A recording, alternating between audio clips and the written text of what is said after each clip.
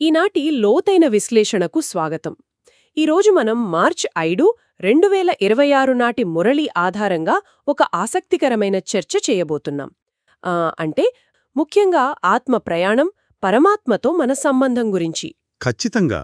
ఈ మురళిలో 5000 సంవత్సరాల డ్రామా, అలాగే 84 జన్మల చక్రం గురించి చాలా లోతైన విశ్లేషణ ఉంది. అవును.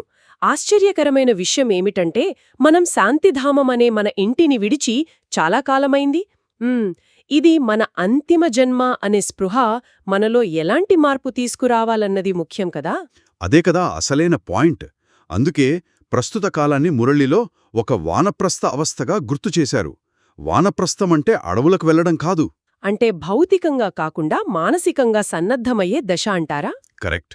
వాక్పుకు అతీతమైన శాంతి స్థితిలోకి, అంటే తిరిగి మన నిజమైన ఇంటికి చేరుకోవడానికి ప్రిపేర్ అవ్వడం. పాత ప్రపంచమైన కలియుగం నుండి కొత్త ప్రపంచం సత్యయుగంలోకి వెళ్లే ఈ మార్పును మనం ఒక సాక్షిగా ఉంటూ ఆస్వాదించాలి. నిజమే. ఆ ఇంటికి వెళ్లే ప్రయాణంలో ఆత్మస్వరూపం గురించి ఇచ్చిన వివరణ చాలా ఆసక్తికరం. ఆత్మ అంటే ఏదో పెద్ద వెలుగు కాదు, అదొక సూక్ష్మమైన నక్షత్రం అని చాలా క్లియర్గా చెప్పారు కదా. అవును, ఒక నక్షత్రం లాంటిది. ఒక నాటకంలో పాత్రధారులు తమ డ్రెస్సులు మార్చుకున్నట్లుగా ఈ అనంతమైన నాటకంలో ఆత్మలు భౌతిక శరీరాలను మారుస్తూ ఉంటాయి. ఎగ్జాక్ట్లీ.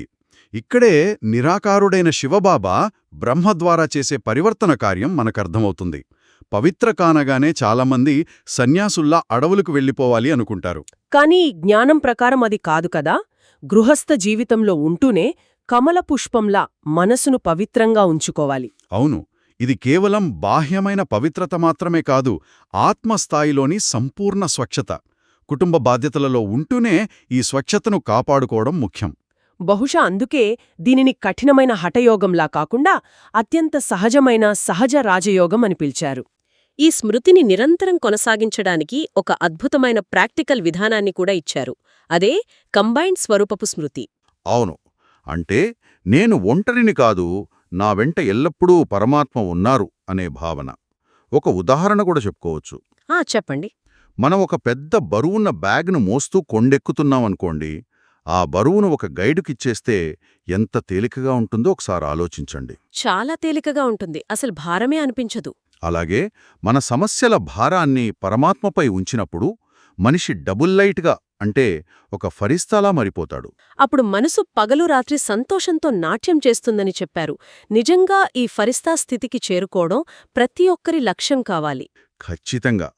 ఈ క్రమంలో భక్తి మార్గానికి జ్ఞాన మార్గానికి మధ్య ఉన్న వ్యత్యాసాన్ని కూడా మురళి చాలా స్పష్టంగా వివరించింది. అంటే కేవలం భక్తుల మాలలో ఉండి కీర్తించడం వేరు, వాస్తవంగా పూజింపబడే రుందమాల లేదా వైజయంతి మాలలో పూసగా మారటం వేరు అని చెప్పారు కదా. అవును, ఆ జ్ఞానస్వరూప మాలలో మనం చేరాలంటే ముందు మనం సంతుష్టముడులు అనే పదాన్ని లోతుగా అర్థం చేసుకోవాలి. సంతుష్టమునులు అంటే ఎప్పుడూ సంతృప్తిగా ఉండటం అనుకుంటా. అవును, ఎలాంటి కష్టమైన పరిస్థితి ఎదురైనా సాకులు చెప్పకుండా తాము సంతుష్టంగా ఉంటూ ఇతరులను సంతుష్టపరిచేవారే నిజమైన సంతుష్టముడులు. పరమాత్మ యొక్క శ్రీమతాన్ని అడుగడుగునా అనుసరించినప్పుడే ఆత్మ త్రికాలదర్శిగా మారుతుంది. అంటే గతం, వర్తమానం, భవిష్యత్తులపై సంపూర్ణ అవగాహన. కరెక్ట్. అప్పుడు ప్రతి అడుగులోనూ విజయం మనదే అనే నిశ్చయంతో ఎల్లప్పుడూ నిశ్చింతగా, నిర్భయంగా ఉండవచ్చు. అంటే ఈ జ్ఞానం కేవలం వినడానికి మాత్రమే పరిమితం కాకుండా దుఃఖధామం నుండి సుఖధామానికి చేరే ఒక ప్రాక్టికల్ గైడ్ అన్నమాట. రోజువారీ జీవితంలో ఎదురయ్యే ఒత్తిళ్లు, భయాలను అధిగమించి శాంతిని పొందే మార్గం. 100% నిజం. అయితే ముగించే ముందు ఇక్కడ మనం ఇంకొంచెం లోతుగా ఆలోచించాల్సిన ఒక విషయం ఉంది. ఏంటది? ఈ 5000 సంవత్సరాల నాటకంలో ప్రతి ఆత్మకు లభించిన పాత్ర అవినాశీయమైనది, ఎప్పటికీ అరిగిపోనిది అని మురళిలో స్పష్టం చేశారు. అవును, మన పాత్ర శాశ్వతమైనది. అది ముందుగానే ఖచ్చితంగా నిర్ణయించబడింది. సరిగ్గా అదే.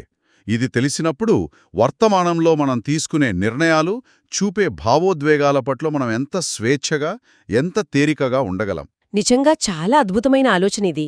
మన బాధ్యతలను నిర్వర్తిస్తూనే ఎంత తేలికగా ఉండొచ్చో ఇది తెలియజేస్తుంది. ఈ లోతైన చింతనతో ఈనాటి మన విశ్లేషణను ముగిద్దాం.